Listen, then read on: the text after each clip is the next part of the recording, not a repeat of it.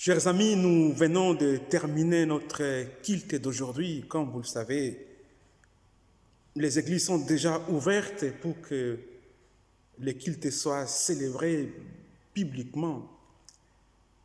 Nous venons de terminer notre culte de ce dimanche 21 juin.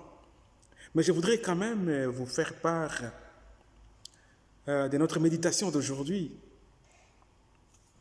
Nous étions dans l'évangile de Matthieu au chapitre 10, du verset 26 jusqu'au verset 33, et dans l'épître de Paul aux Romains au chapitre 5, du verset 12 jusqu'au verset 15.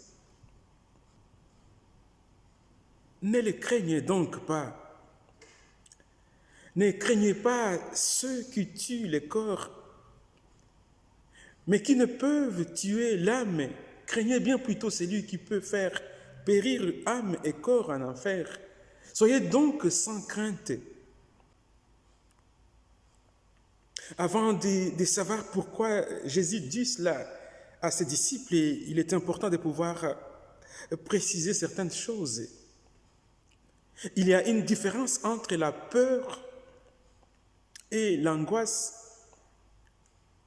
La peur est une réaction devant un danger réel. Et l'angoisse est une réaction devant un danger qui n'existe pas extérieurement. Cependant, l'angoisse n'est pas imaginaire, mais elle repose sur une peur intérieure et parfois violente. Et pourquoi sommes-nous souvent dans la crainte? C'est quand notre vie, nos biens ou notre environnement sont menacés. Quelqu'un disait, la peur, c'est l'ennemi de la foi. La peur me rend indisponible. Et pourquoi Jésus exhorte ses disciples aujourd'hui d'une manière impérative de ne pas avoir crainte, de ne pas avoir peur? Pourquoi? C'est tout simplement parce que ceux qui cherchent à le persécuter, à le tuer, ceux qui militent pour étouffer l'évangile de Jésus-Christ, ne tarderaient pas à s'attaquer aussi aux disciples quand ils seront en mission. Dans la version parallèle de ce texte, dans l'évangile de Luc, au chapitre 12, ce sont les pharisiens et les scribes qui cherchent à tuer Jésus et dont il ne faut pas avoir peur. Et par leur mauvaise influence, empêchent les gens d'entrer dans les royaumes de Dieu. Face à cela, Jésus est en train de consolider, il est en train de donner des outils, en fait, à son équipe de 12 hommes qu'il vient de choisir. Mais il sait qu'il y a un ennemi à l'intérieur et à l'extérieur de l'homme qui peut faire échec à la mission. Il y a un ennemi à l'intérieur et à l'extérieur de l'homme qui peut faire échec à la mission. C'est la crainte ou la peur. Comme nous l'avons dit, la crainte est l'ennemi de la foi. Car la crainte crée en nous une sorte de négativité. Et la négativité, par expérience, la négativité altère le jugement. On commence à se poser la question, est-ce que je peux? Suis-je à mesure de? La négativité altère le jugement. Et quand on se sent attaqué par la crainte, quand on se sent submergé par la crainte, si on n'a pas une motivation pour dominer cette crainte, pour absorber cette crainte, celle-ci peut se développer en nous et produire des perturbations psychiques ou parfois un manque de force. une difficulté de travail, une sensation du vide dans la tête. Et des fois, on arrive parfois dans une faiblesse de l'esprit. On a de nombreuses pensées disparates qui passent dans l'esprit. Donc, la peur n'a jamais été un bon conseiller. Face à cela, Jésus va donner 3 grandes motivations pour ne pas craindre. Et la première motivation, au verset 26, « N'ayez donc pas peur de ces gens-là, car tout ce qui s'est fait en secret sera dévoilé, et tout ce qui est caché finira par être connu. » Jésus donne une certitude joyeuse et confiante que Dieu agit et accomplira sa parole. Ce qui est encore caché sera un jour proclamé, dévoilé publiquement. Ceci dit, après la Pentecôte, la proclamation de l'Évangile prendrait une dimension universelle et elle serait ouverte à tous celui qui y croiraient. Alors les disciples doivent consacrer toute leur vie pour la manifestation publique de la vérité. Personne ne peut bloquer l'Évangile, parce que l'Évangile renferme en lui-même la force nécessaire, l'Esprit de Dieu. Donc ceux qui chercheraient à étouffer l'Évangile devraient longtemps attendre, parce que la force qui soutient l'Évangile n'est pas à la portée de l'humain, n'est pas à notre portée, la force qui soutient l'Évangile. Ensuite, Jésus dit, « Ne craignez donc pas ceux qui peuvent tuer le corps, mais qui n'ont pas le pouvoir de faire mourir l'âme. Craignez plutôt celui qui peut vous faire périr corps et âme. » Il y a une conviction profonde que si les hommes peuvent nuire au corps, ils n'ont aucun pouvoir sur la vraie vie de l'homme. Jésus appelle ses disciples à la fermeté et au courage face aux persécutions futures. Et là, je m'en vais directement penser au théologien allemand qui avait résisté contre le nazisme, Dietrich Bonhoeffer, qui disait « Quiconque craint encore les hommes ne craint pas Dieu. Si nous ne voulons pas avoir peur, il faut renforcer à nous la crainte de Dieu. » Comme disait mon très cher Antoine Nuis, la crainte de Dieu, une crainte qui stimule la sanctification et l'amour fraternel.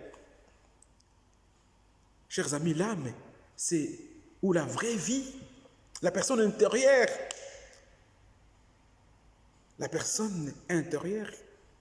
cette personne que la philosophie appelle parfois l'hypostase. Dans la pensée publique, l'âme n'est sauvée qu'en recevant par Jésus-Christ une vie nouvelle. Et la vie nouvelle que nous recevons en Jésus-Christ, c'est une vie qui ne se termine pas à la mort de l'existence biologique. Alors, le grand danger qui peut faire peur aux croyants, c'est la mort spirituelle. C'est quand le croyant vit dans une rupture avec celui qui est le maître de notre destinée, avec la source du vivant.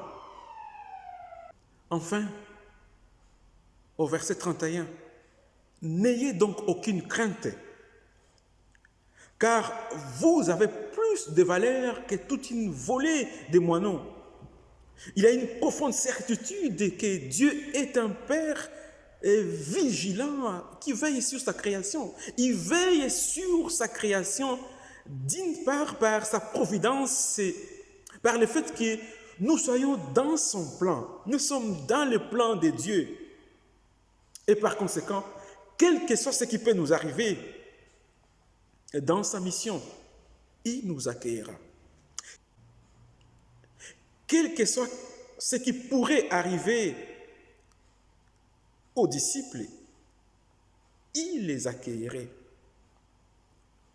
D'autre part, il veille sur sa création par le fait qu'il soit présent dans nos joies, dans nos souffrances, nos deuils, nos maladies, nos solitudes et nos faiblesses, pour nous porter.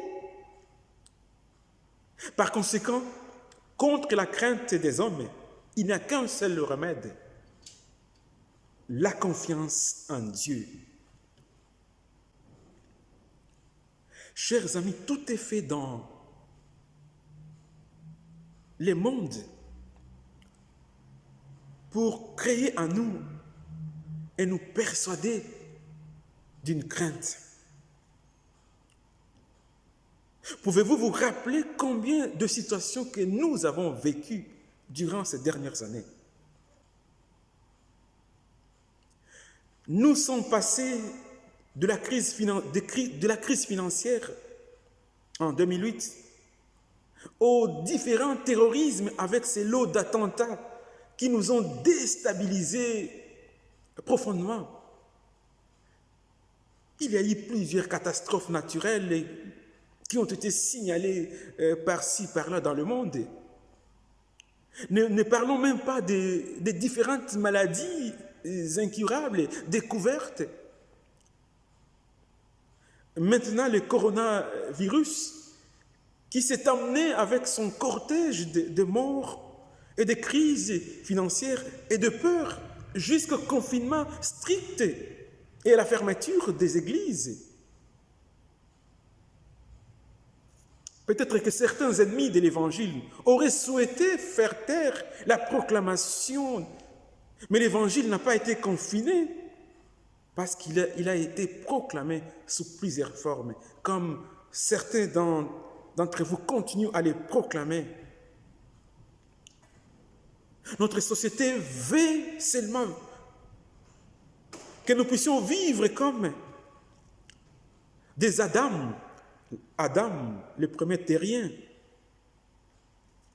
créé et qui a reçu les souffles divins. Ce premier terrien qui s'est trompé, qui a été trompé par le tentateur et qui a cru devenir Dieu.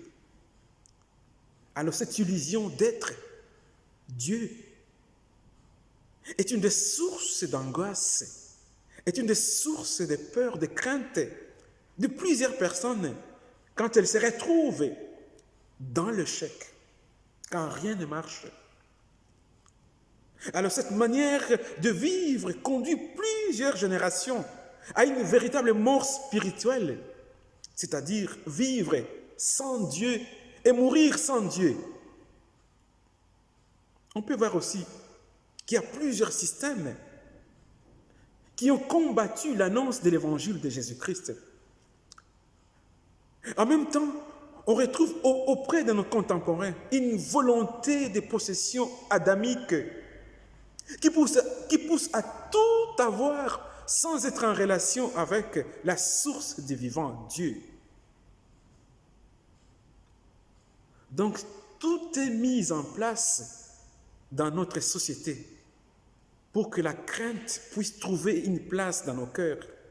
Et surtout la crainte d'annoncer la bonne nouvelle de Jésus-Christ. Parce qu'il y a ce désir adamique de pouvoir posséder, de pouvoir avoir sans être avec la source du vivant. Alors il y a une urgence de croire à celui qui manifeste la grâce, le Christ. Il y a une urgence que nous puissions prendre conscience que nous sommes aimés gratuitement par Dieu. Alors nous sommes face à notre responsabilité de confesser Jésus-Christ devant les hommes, se déclarer à lui ou pour lui. Et dans notre liberté, nous pouvons aussi le renier par lâcheté ou par manque d'amour. Et c'est cela qui divise notre humanité en deux parties. Nous ne devons jamais avoir honte de notre relation avec le Christ. Voilà pourquoi même si en ce déconfinement les temps sont incertains, même si la part d'inconnus est considérable, nous n'allons pas cheminer dans la crainte. Aussi, quel que soit ce qui nous sera donné de vivre, nous savons que Dieu sera là. Et seul son amour peut absorber toute crainte. Seul l'amour de Dieu peut absorber la crainte. Mais à condition de vivre dans sa relation filiale en Christ. Ainsi, sa grâce nous accompagnera et nous pourrons cheminer avec lui dans la foi parce qu'il est et sera là. Il sera la source de notre confiance et de notre sérénité.